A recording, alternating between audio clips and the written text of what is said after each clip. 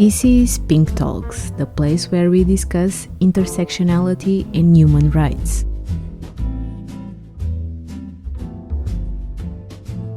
Welcome to Pink Talks, where we discuss human rights and all things intersectional. I'm Ana Catarina Caldeira, and today's episode it's a little bit different.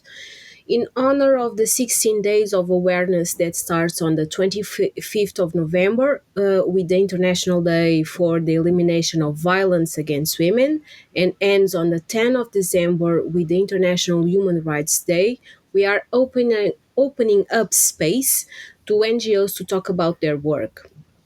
Our guests today are from the Italian NGO Approdi in Bologna, and they help run a very interesting project named CoCo Lab, empowering migrant women through collaborative design and construction of laboratories in the Bologna region.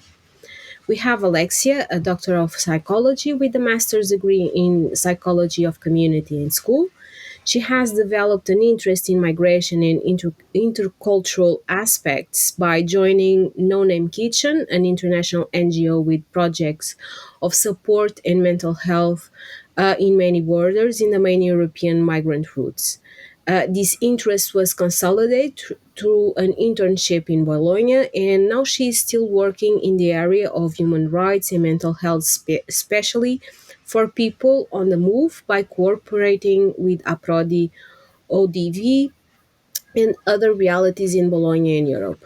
Our other guest is Debora, and she's a doctor in psychology also, has two masters, one in psychology of intercultural relations, another in psychology of well-being and social inclusivity, and she's also based in Bologna, Italy, and has built her professional career in different countries.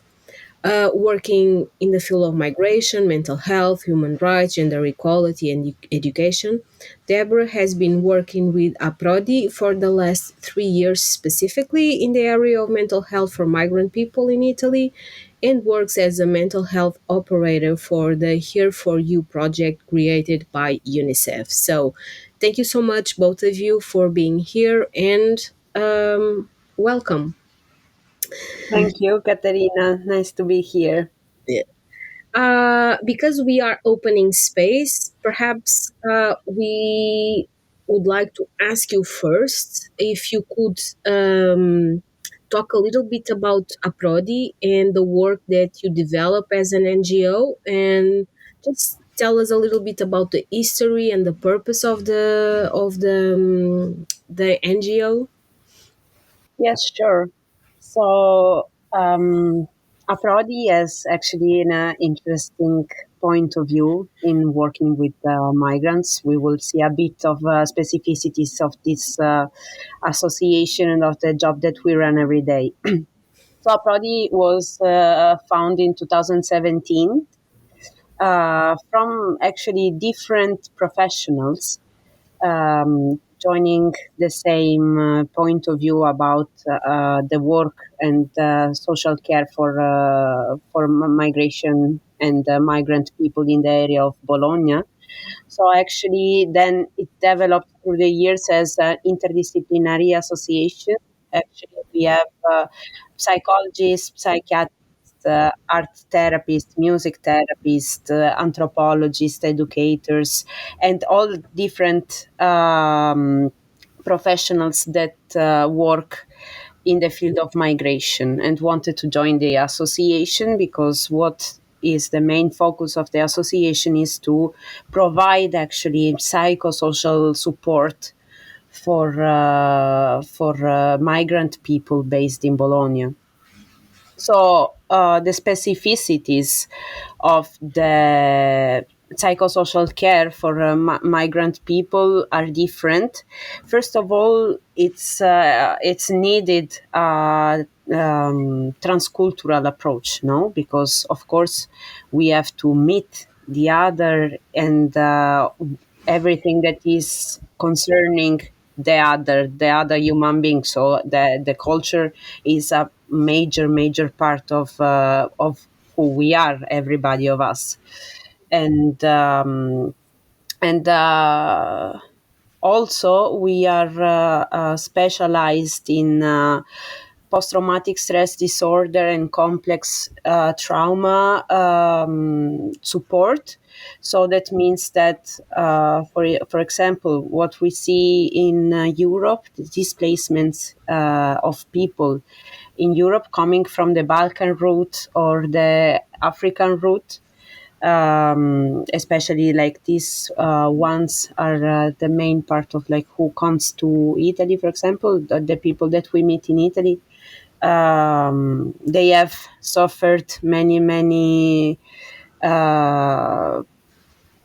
situations of violence that can be viewed or acted upon, no? So these people, they are most of the times victims of violence, and that brings that can develop in actually trauma and post-traumatic then stress disorder. So our approach is focused specifically on the intervention on trauma, and we do that with a model that encompasses three phases. I'm going a bit more in depth with this, but it just because it's crucial for also what we do, to explain what we do and why we do this, also the project. So these three phases, they encompass the phase of stabilization, the phase of narration, and the phase of integration.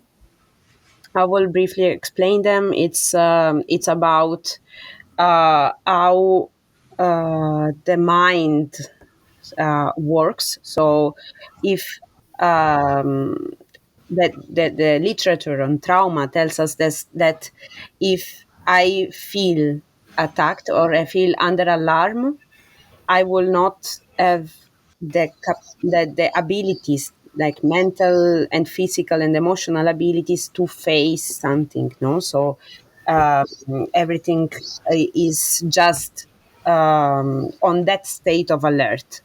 So, what the phase of stabilization aim is to reduce the state of alarm of people that are feeling the trauma, and reactivate the resources that have been put aside when because of the state of alarm. No, so these things we can do through different canals, which are, of course, part of everybody, and they are the body, first of all. Like, I feel everything with my body, and the body is the presence that I have in the relationship with others and in the relationship with the world. So, in the interaction with the world. If I'm in a state of alarm, usually, no, we notice if I'm alarmed. And while, like, I can so do something with my body, to help to react. Also, we have our emotions, which sometimes are a bit blurry, but then they can help, to raise a reaction and a reactivation of resources. So I feel good, I feel safe, and I feel I'm alive.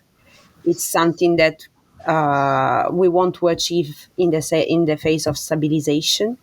And also we have the relationships that we build with others, because of course people that suffer from complex trauma, that is the trauma that somebody on purpose acts on somebody else, um, it breaks a bit the pact, the innate pact that we have with humanity, with our peers.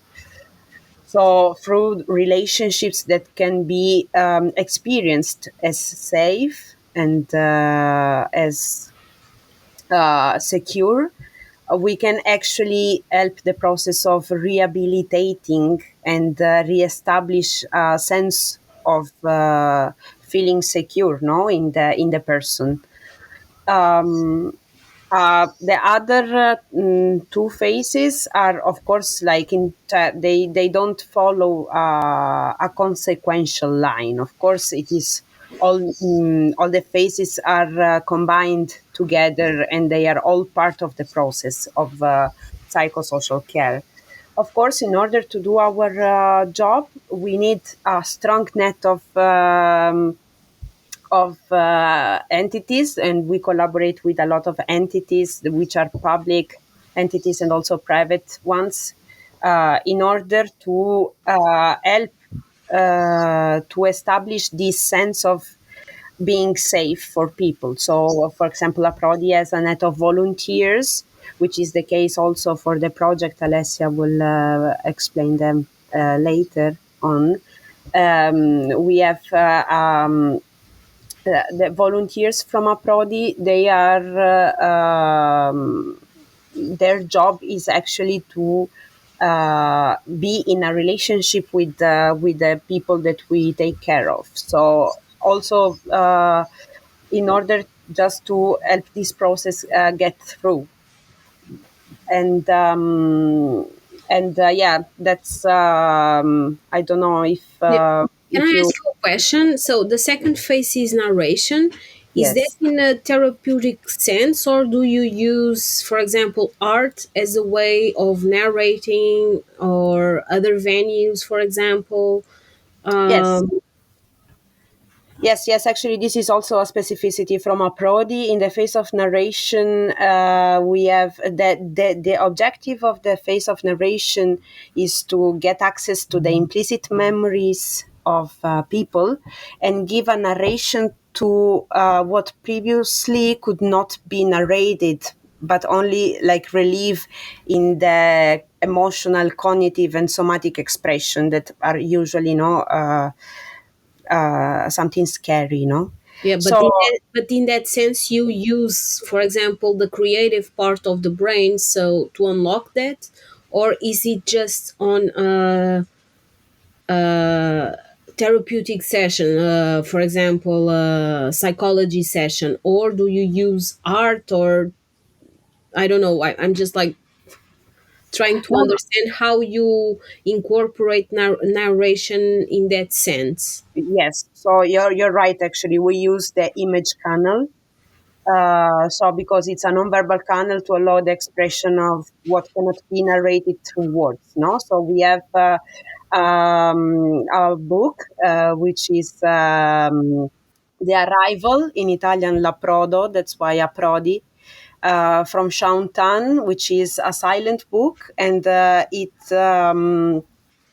it narrates through images the a migration story, so what we use is the silent book in order to recollect the narration of what was before, no, but always giving them of course the sense is to put that uh, in another viewpoint, and to be focused on the here and now, no, and also to keep rebuild, no, the life of because we know that what trauma does is to fragment the memories. So we want to put this a bit of consequential line in which the memories can be put, and then this can help to bring also other experiences in life, no. Oh, it's so interesting. So No. it's within this context of that you just like explained that the CoCo lab emerges. It's not through the narration phase, it's more on the stabilization phase, because the stabilization phase is the one that is the most important, right? Because if I'm in a state of alarm, Yeah, I will not be able to respond access. Yeah, I understand. and to allow stuff to come to me, no. So the stabilization phase is really, really crucial, because here in the stabilization phase, we have the beginning of this reactivation of resources that then actually help the process. So, and what about the work specifically for CoCo Lab? What's the process behind it? Can you tell us a little bit about the project? Yes, I can do it. As Devara was saying, the collaborates from Approdi on one end because of this stabilization process that it's not only something that we can develop in the clinical part, but that includes different aspects such as relationship or relationship with body, not only with other people. And on the other end, the idea was born also linked to an observation that Approdi made during the years of working with the session with people, through which they noticed that there is this lack, or that there are less possibilities for women who have this past of migration to be who they are out of the role that they usually have in their families. And that was confirmed also when they discovered the project of Unicef. There is a Women and Girls Safe Space, where they create this specific safe space for women with many activities. So this is the idea, the combination of both the influence of discovering this project, but also the specific part of the work that Aprodi made. And they create this map, because it's inside the name co-lab, that is co-projection and co-construction. That means that we don't have a long-term plan, but we can develop different activities every week according to the desires, the ideas, the needs that every woman can bring to the day where we meet. And this is also a challenge because, of course, it's not easy, this not having a long-term plan, but it's the way that we believe can help to reactivate these resources and to push for these processes to develop. So the empowerment, but also the independence of these women, and the general sense of agency. So the idea is to have this safe space where every week we can meet doing activities that it's also not only created for these women, but built to all together. In this sense, we have also some results. I'm not talking about big numbers, but since a year or a year and some months, correct me, Deborah, if I'm wrong, we notice some changes in these women who participate to the activities.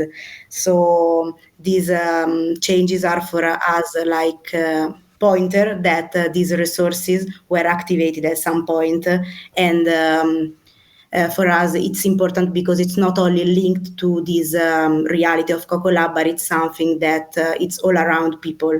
So, as Deborah was saying, speaking about stabilization, it involves different factors that allow people to feel more secure also in their daily life. So, if you want, I can give you some example Yeah, of yeah, these I will. results. Yeah, yeah, of course. But for example, but before the results, can Mhm. you give me an example of an activity?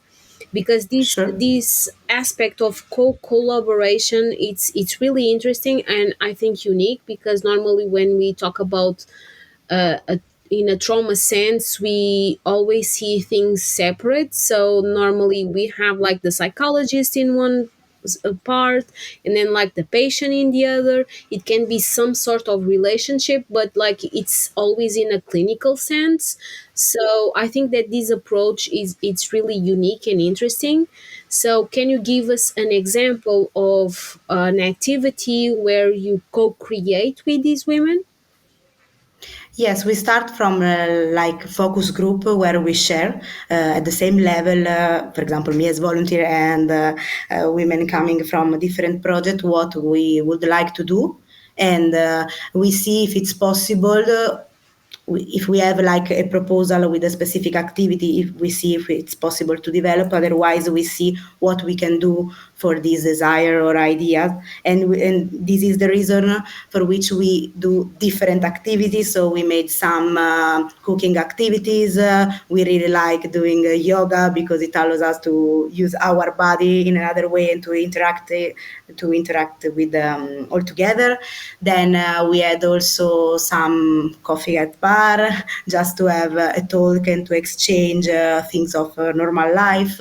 Or we made some trip in Bologna to discover the city, and that's linked to this fact of developing something that is useful in our daily life. And the idea is also it's like a new idea that we want to develop, to use our talent, passion, things that we can do to share with the others, to try to do different activities in which we can give something to the other and have this exchange, not only having like professional coming and doing activity for us. Yeah, you are in a sense establishing a relationship with others, so that's so interesting. So and what have been so the main results? Can you share a little bit about it? Yes, as I was saying, are not big numbers, but are concrete things. For example, the first thing that I have in mind, it's about the change that we notice in these co-projection and co-construction, because at the beginning, for sure, also women were used to have something prepackaged, prepared for them. So I was not there, but I know it was not easy to have this focus group and to have a proposal from them. While now we can see the freedom of saying I will come or not the day of the activities, or once there to say yes, I would like to do this or not, to propose. Why don't we go to have a coffee, or why don't we go to have a walk because it's sunny? So there is this change in proposed activities, and also made by them, as I was saying before. Another result that maybe it's more concrete. It's linked to the freedom of movement, I will say. For example, at the beginning there was one woman that I have in mind that was accompanied by a volunteer from the bus station to the place where we do activity, and then the same for when to come back. And now she's doing all these things alone, so she take the bus that she wants. She goes also earlier, and she wait for us inside because she ring the bell, she enter in the space. And this is something that like show a change again. And also in the space where we do activities, we can see it in other women, that they know now where to find objects, what we need to do an activity, so they feel free to prepare things, to go to the kitchen and prepare the tea. So we can see now that they can move in an independent way in the space of the activity, but also out. And this is something again that they can use, that they can do during the week, not only the Saturday that is the day when we meet. And another thing that for me is like a huge result of this laboratory is related to relationship. So once again, at the beginning, no one was forced to participate to the laboratory, but it was like having different people all together doing an activity, while now we have a group. So not only linked to the proposals, but also for the exchange that we have during the day, the activity, but also when during the week we have like this chat on WhatsApp. At the beginning it was used only to say hello, we will meet tomorrow at this time, and to say okay, I'm here, can you open the door? While now we use it like also to share personal things, such as there was the earthquake in Afghanistan some days ago, and they were sharing videos about it, and other were supporting people who send the videos, or also good things such as pictures of wedding, birthday. So that means that we can see these team dynamics that they were built and that develop also this empowerment, not only the exchange with the others. Yeah, can I just reminding me of something. So Deborah said that you have two main migration routes with the Balkan routes and the African routes. So when you do create this the CoCo lab, these women, they are from these different contexts, right? So what's the interaction between those two different contexts? Because in a human level, we all have this experience, but we also carry our social education per se, or our communities when we've grown. So these interactions seems to be really rich in that sense, because you have two communities with two different backgrounds. So how is it? So so first of all, it's not just about these two routes. The two routes are something that they are like to go, no? Then they have to pass through that path to then go to Europe.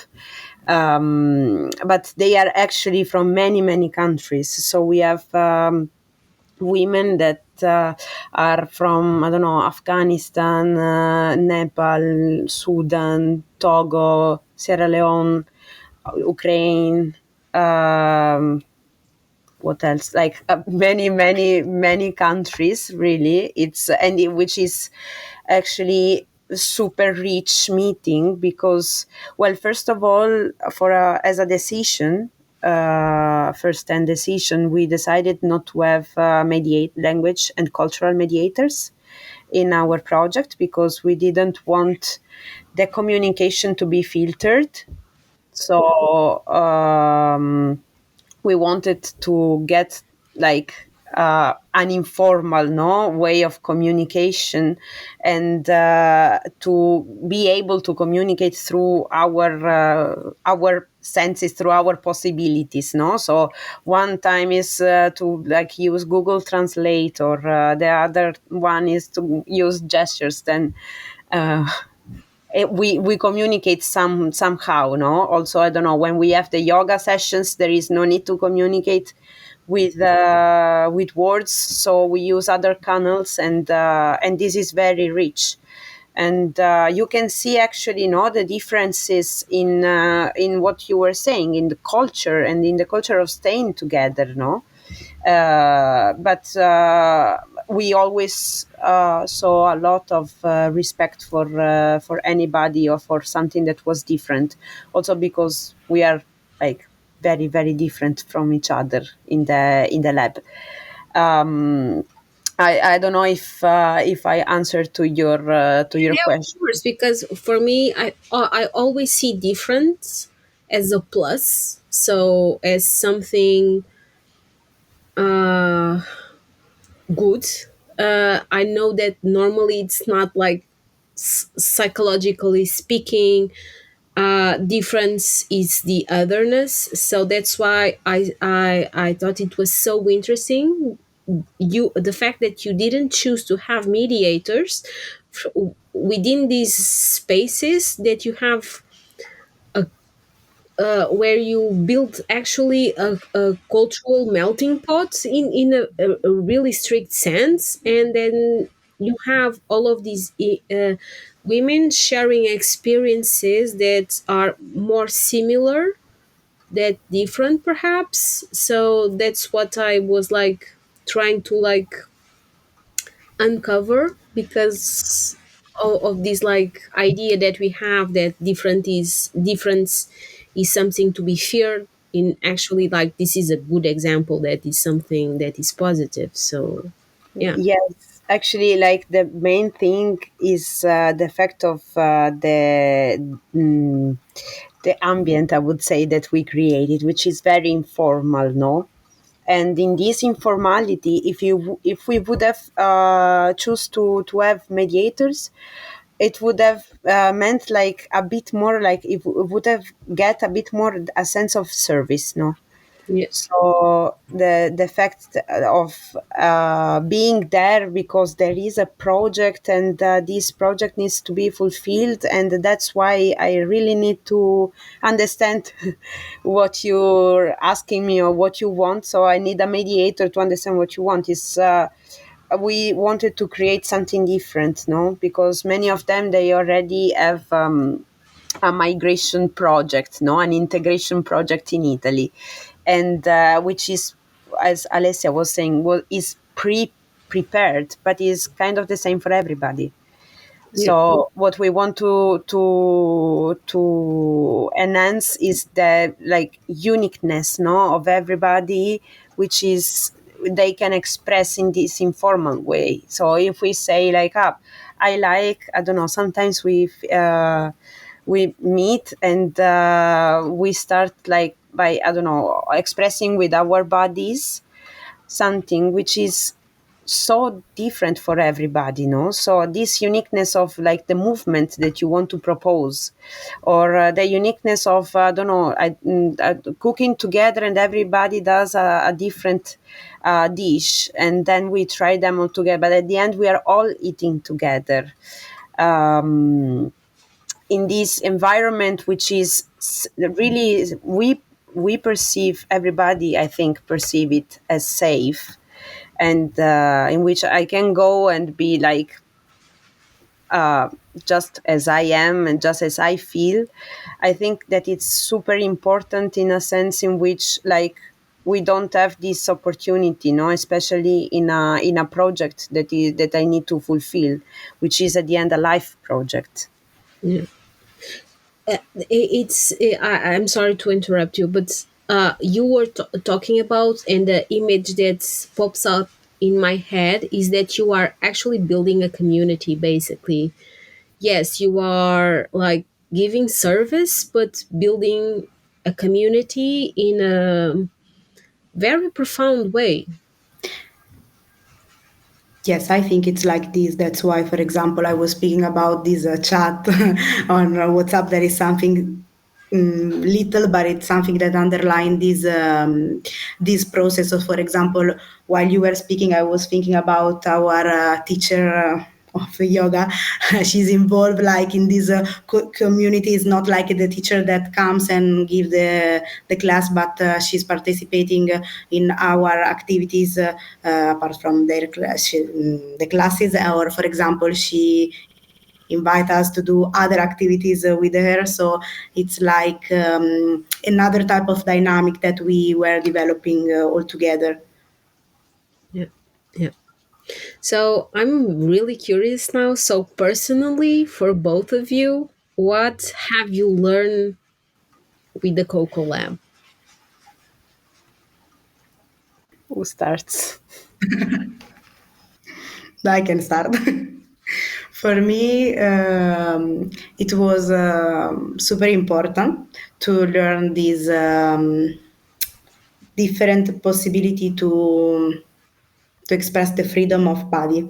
I mean, I didn't know that I had that need to live like this a safe space to feel in this way with my body. And the first day, I was doing an internship at the beginning with Approdi, so it was all new. And the first day that I did the CoCo Lab, it was the yoga class, and there was this exercise in couple, and I was super anxious and super afraid because. I couldn't feel secure with my body. And then I ended the class doing a movement, and the other were doing the same. And I felt super free in that sense. And it was something that now I can feel experimented also in other contexts. So that was personally, at the personal level, it was super important. And then what we were saying before, so these this leaving the difference as a resource for everyone, doing simple things such as cooking or talking, sitting on a sofa. This is what I learned from from the CoCo. And you, Deborah? For me, what I felt and what I still feel is a bit more relational, because I don't know, like I have the feeling that we are sometimes when we are involved in this kind of jobs that involve care and support.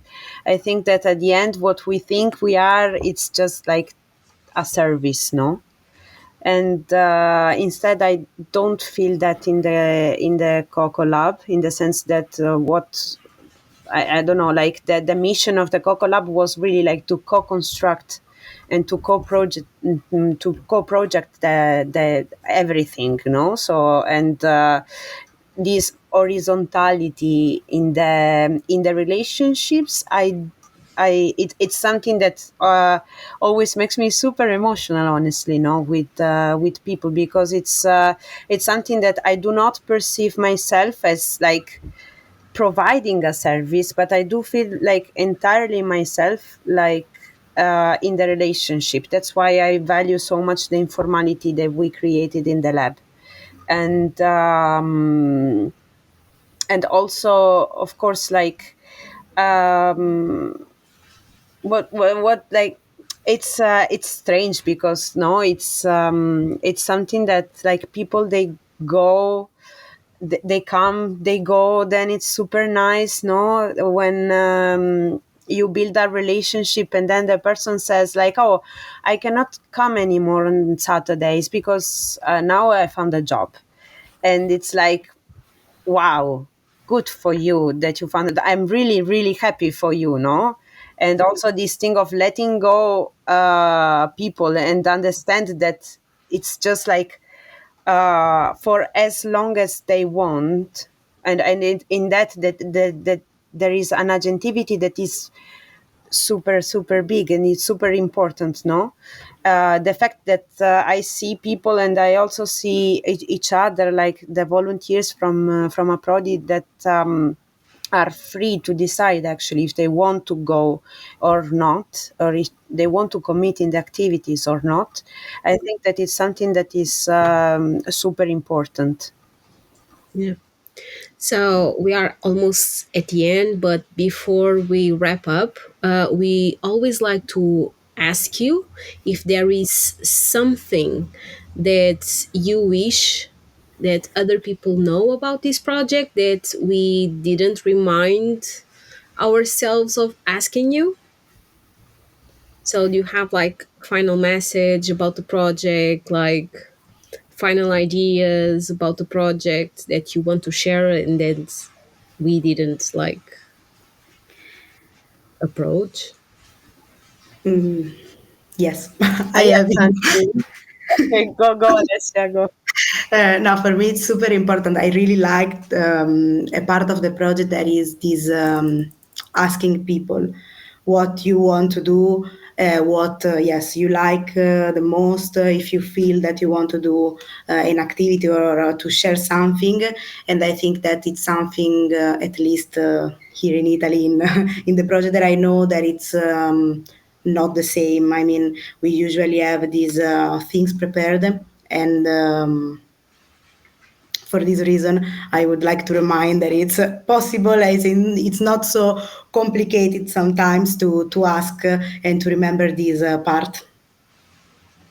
So this is my final thought. And you, Deborah?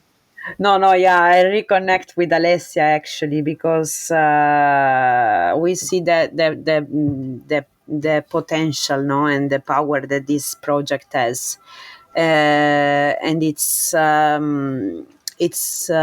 is really something, no, and of course everything needs to be put in a context. For the context of Bologna, for the context of Italy, I think that this works. This doesn't. It cannot be something that is for million of people, of course, because the dimension of relationship then comes lower. But it is something that really can bring something, no, to our experiences on also. So I think that it's super important, and it's sometimes it's a bit hard, but then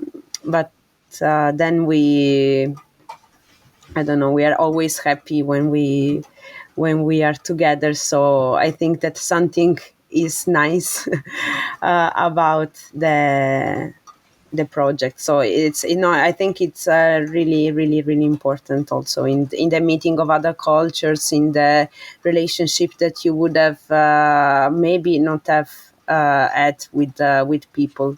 Also to know that apart from your side there is something, now to open your mind a bit. It's this is very important. Yeah. So that brings us to the end of this episode. So I want to thank you, Alessia and Debora, for joining us during this wonderful discussion about the Approdi and the CoCo Lab in specific. For everybody who is watching us and hearing us, if you wish to know more about this NGO and this project, you can check the description down below. We will leave all the relevant links for you to explore more. And we hope that today's episode was interesting to you, and we would love to get your comments on today's episode. And as always, thank you for listening to Pink Talks. Bye. Bye. Bye. Thank you. Thank you. Thank you for listening to Pink Talks. Before we go, show some love for our favorite podcast by leaving us a comment and subscribe to the channel. We are Young Educators, a non-profit organization working on human rights, gender equality, and active citizenship. And this podcast was created with the support of our team: Ana Catarina Caldeira, Laura Stafia,